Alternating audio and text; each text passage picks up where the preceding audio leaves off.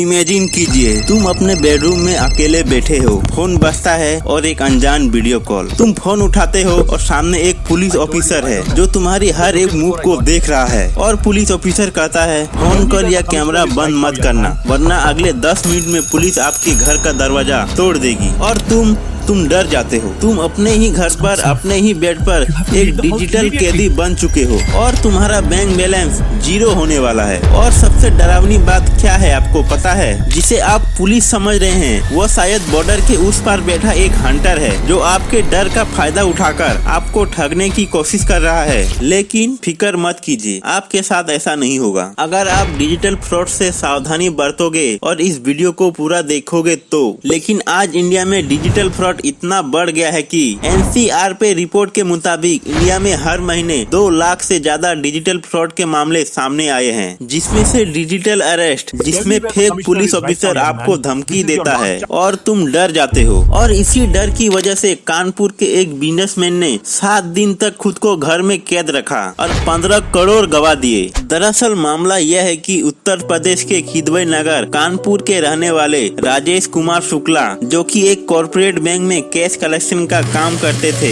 2013 में बैंक बंद होने के बाद वह घर पर ही रह रहे थे। पुलिस के रिपोर्ट के मुताबिक 6 अप्रैल को राजेश कुमार शुक्ला को ऑनलाइन स्कैम वालों ने फोन किया और खुद को टेलीकॉम कम्युनिकेशन लिमिटेड का एक अधिकारी बताया, जो कि एक फेक अधिकारी था, और कहा कि उनके मोबाइल नंबर पर 4 सिम कार्ड रजिस्टर्ड हैं और इनसे जुड़े बैंक खातों से हवाला की रकम का लेन देन किया जा रहा है। और ऐसे ही झूठी और फेक कहानियों से राजेश कुमार को डराया और फिर व्हाट्सएप पर वीडियो कॉल करके फर्जी एसीपी बनके और फर्जी अरेस्ट वारंट दिखाकर राजेश को 7 दिनों तक घर पर ही डिजिटल अरेस्ट कर कम से कम 11.5 लाख रुपए लूट लिए।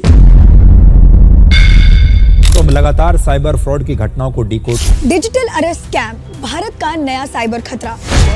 14 करोड़ से ज्यादा जो रकम है वो हड़प कर ली इंदिरा। दोस्तों, अब इन ऑनलाइन स्कैमर से बचने के लिए सबसे पहले आपको इन स्कैम करने वाले को अच्छी तरह से जानना होगा, ताकि आप इनके स्कैम में या इनके चंगुल में ना फंसे। जैसे कानपुर का राजेश कुमार शुक्ला और कई सारे लोग फंस गए। ये स्कैमर लोग कोई आम चोर नहीं है, ये पूरे प्रोफेशनल एक्टर हैं। इनका काम करने का तरीका इतना शातिर होता है कि एक पढ़ा लिखा व्यक्ति भी चक्कर खा जाए। ये लोग 3 बड़े हथियार या बोल लो फॉर्मूला यूज करते हैं। पहला है स्टूडियो सेटअप। जब आपका वीडियो कॉल उठता है तो आपको लगता है कि आप सीबीआई या पुलिस रूम देख रहे हैं, लेकिन वह एक नकली स्टूडियो होता है। पीछे पुलिस स्टेशन, इंडिया का फ्लैग और वर्दी पहने हुए लोग, जो कि सब स्टूडियो सेटअप होता है। और यहाँ तक कि अरेस्ट वारंट भी नकली होता है। अब दूसरा है साइकोलॉजिकल लॉकडाउन। इन लोगों का सबसे बड़ा हथियार है डर। वो कहेंगे ये नेशनल सिक्योरिटी का मामला है, अगर आपने अपना फोन काटा या किसी को बताया तो आप देशद्रोही माने जाओगे। वो आपको घंटों वीडियो कॉल पर रखते हैं ताकि आपका दिमाग थक जाए और आप अपने दोस्तों और असली पुलिस को इन्फॉर्म ही ना कर सके। उसके बाद नंबर 3 पर आता है वेरिफिकेशन ट्रैप। इसी में एंड में आता है पैसों का खेल। वो आपसे कहेंगे कि आपका पैसा क्लीन है या नहीं, वेरिफिकेशन करना है पैसों का।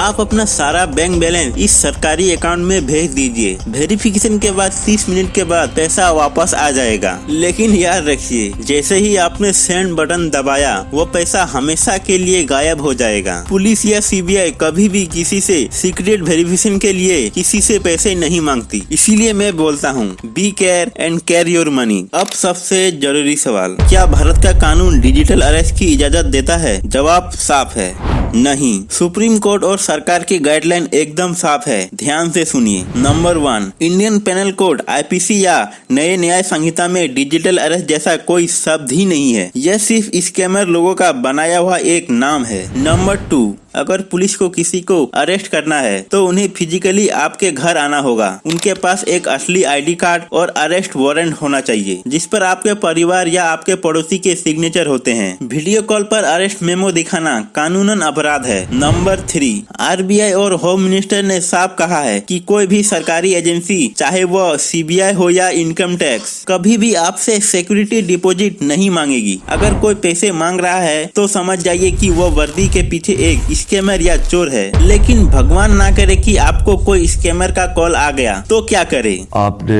सबसे पहले घबराना नहीं है। और जैसे ही कोई वीडियो कॉल पर आपको डिजिटल अरेस्ट की बात करे तो फोन तुरंत काट दे। और वह कोई ओरिजिनल पुलिस नहीं है, वह आपका कुछ नहीं बिगाड़ सकते। और अगर कोई स्कैमर कहे कि वो पुलिस स्टेशन से बोल रहा है तो उनसे उसका ऑफिशियल लैंडलाइन नंबर मांगिए और कहे कि आप अपने लॉयर के साथ आकर स्टेशन में बात करेंगे। और साथ ही तुरंत 1930 साइबर हेल्पलाइन नंबर या cyber.government.in पर रिपोर्ट दर्ज करें। याद रखिए, जितनी जल्दी आप रिपोर्ट करेंगे उतनी जल्दी स्कैमर का बैंक अकाउंट फ्रीज हो जाएगा। तो दोस्तों, यह स्कैमर ज्यादातर हमारे घर के बुजुर्गों और मासूम लोगों पर टारगेट करते हैं। इसीलिए मेरा आपसे एक रिक्वेस्ट है, इस वीडियो को अभी अपने उस भोंदू दोस्त को और मासूम लोगों को शेयर कर दे, जिससे वो भी फ्यूचर में फ्रॉड से बच सके। मिलते हैं अगले वीडियो में। जय हिंद।